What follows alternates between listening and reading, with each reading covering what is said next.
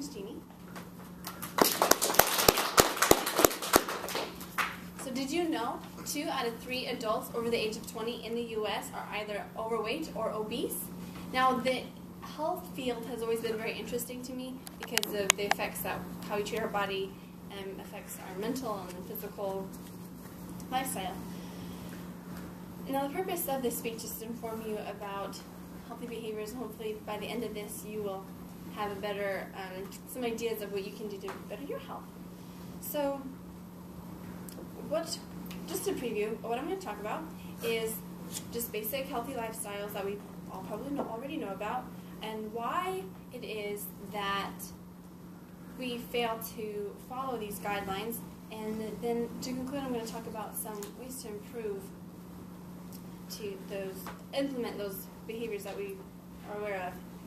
So when we think of healthy lifestyle, we think of sleeping 8 hours, eating healthy foods, and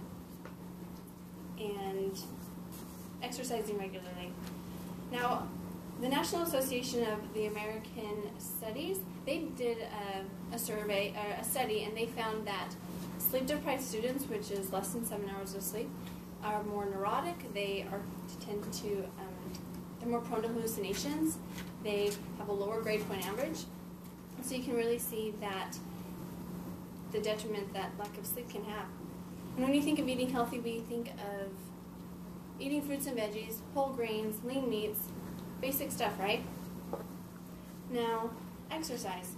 Exercising has a plethora of benefits, from relieving stress, burning those excess calories, releasing endorphins, and some people say that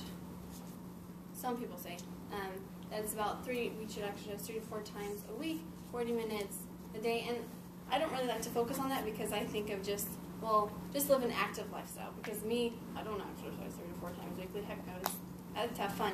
Anyway, but just living an active lifestyle, that's what I like to focus on. So now that we know what just the basic healthy guidelines are, why don't we implement those in our lives? According to a survey I conducted on SurveyMonkey, 60% of you said that you consider yourself healthy, but you could be healthier. And a reason I asked why you don't follow the healthy guidelines that you do, and some of the reasons were you act on impulse, we're lazy, we're busy lifestyles, pretty normal stuff, totally understandable.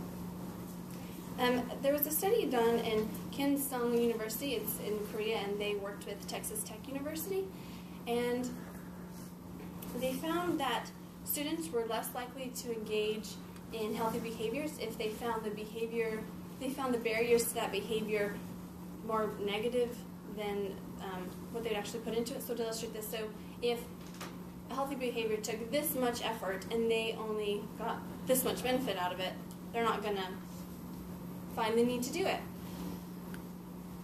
So that's why we fail to not do what we know. Now, some ways that we can improve is plan ahead, set a goal, and to let others know of that goal.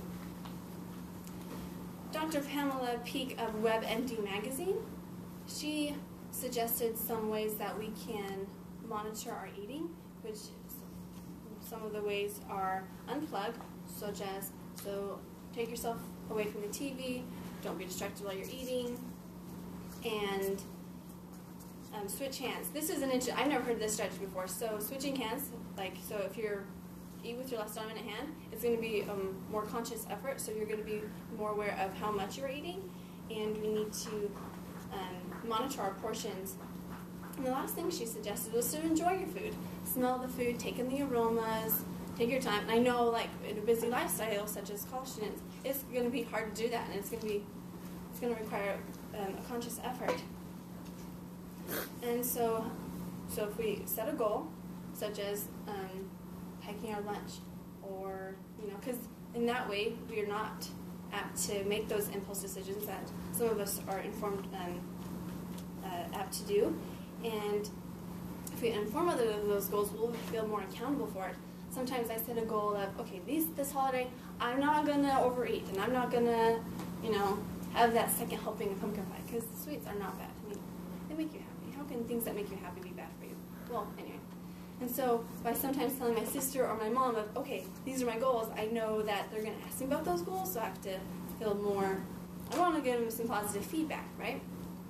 So that's some guidelines that we can implement what we already know. So today we've talked about what healthy behaviors look like, why people fail to act on what they already know, and ways that we can have the courage and the know-how to really practice what we know. Thank you.